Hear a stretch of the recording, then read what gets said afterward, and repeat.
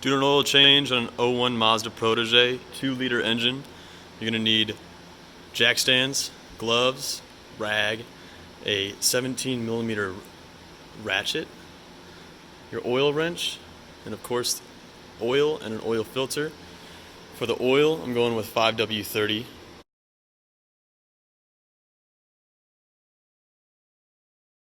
And besides the floor jacks, you'll need or jack stands, you'll need a floor jack as well, which I've got over here. So here we go. And don't forget, you'll also want an oil pan to catch the oil. You're going to want to have your engine cooler, so let it sit for a little while, and then go inside, pull the e-brake, which is that lever right there, and then go ahead and start jacking the car up. There's a jack rail underneath each side. Make sure that's on that pinched seam, and put it up on jack stands so you can get underneath and get the oil filter out. The oil filter happens to be under the intake manifold, so it's really hard to get from above, and I recommend from getting it below. And of course, drain the oil before taking the filter off. But now I've got my car all jacked up. Got the jacks on the pinch seam right there. And now I'm ready to go into the car, take off the oil drain plug, and then once I'm getting the oil out of there, take this off to help ease the oil come out, and then work on getting the oil filter out. Now get yourself in a comfortable position. I've got myself a creeper that I can lay down on and roll under.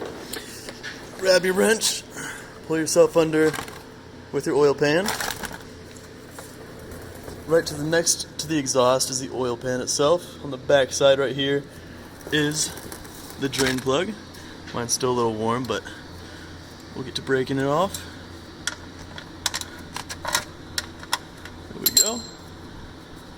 I keep a couple magnets on my oil pan so that when I do an oil drain, I take the oil, magnets off, and I'll be able to see if there's any collected metallics or metals in there, showing any signs of wear in my engine or any bad problems going on.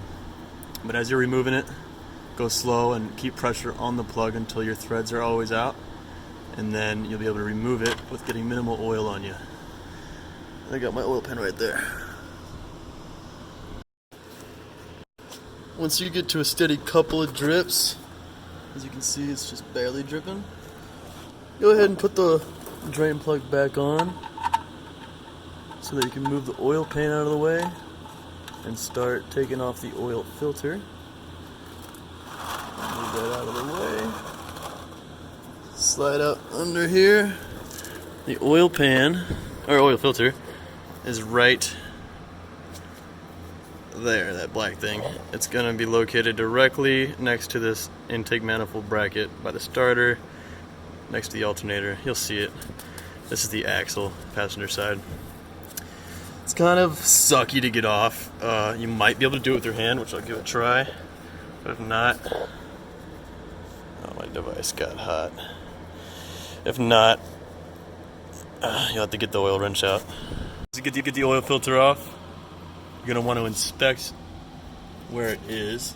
Make sure that you got the O-ring off with it, and that there's, I guess, just nothing wrong, any dirt or anything on that seam, that seal. So now that we've got oil out, filter out, you can take the new filter. Highly recommend taking some of that old oil.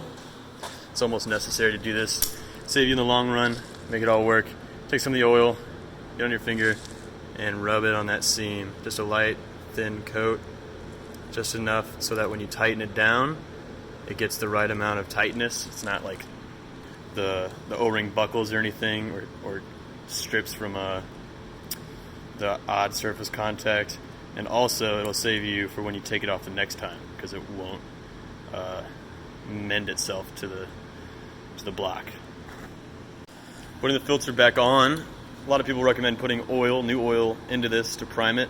However, our engine setup doesn't allow that because it's mounted like this, and you'd be pouring oil all over yourself.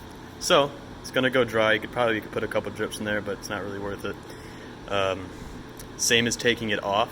Just go ahead and put it on hand tight, to where if you have oil on your gloves, shouldn't be able to tighten it past that, because it'll just be harder to get off next time. Just make sure that it's a good seat, good seal on it, and it's not loose or anything. So I'm going to go ahead and throw this on, and then we'll get to filling it up. So filling this back up, Here's the fill hole. You can do it without a funnel, but it's always easier and less messy to do it with a funnel. We're doing 3.5 liters. This is a 5-quart, 4.7 liter, so that'll be 1.2 liters left over. Liters on this are marked on the left side, these little hashes. We're gonna leave just about a little over the 1 dash mark, so 1/5 over that, and we should be good on the amount of oil in there. And that's about that. Once you're all done, make sure everything's tightened up for the drain plug, the fill cap, and you're all ready to go. Only thing left, what I would say, is let it sit for a couple minutes, and then maybe start it. Don't turn it on all the way, don't let it run. Just start it a couple times, let the oil go through, because our filter is a top-down placement. Get that filter primed, and then you can go ahead and run it. Let it idle for a little while, then you're good to go.